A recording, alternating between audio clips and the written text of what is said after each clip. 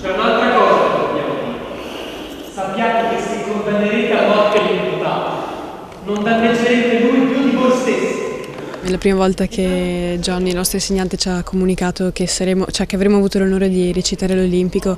Eravamo tutti sbalorditi, senza parole, perché proporre questa cosa ai ragazzi della nostra età è davvero pazzesca. Il Teatro Olimpico apre ai giovani, di più spalanca loro la porta del palcoscenico per la prima volta, ospitando un intero ciclo di tragedie classiche fatte da ragazzi per i ragazzi.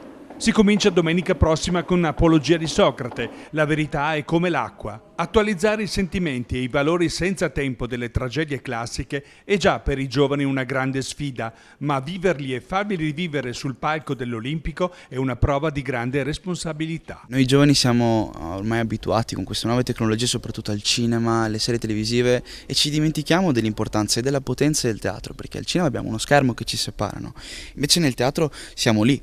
Viviamo le emozioni nello stesso momento in cui l'attore stesso le vive e in cui il pubblico le vive, per cui è un collegamento molto più forte che crea una potenza veramente incredibile. Siete tutti responsabili, giudici, consiglieri, politici e sacerdoti, e cercare di mandare a morte un uomo contro giustizia. La cosa più difficile nell'interpretare i difensori di Socrate è riuscire a dare l'idea di qualcosa di, per così dire, antico, ma in un contesto moderno.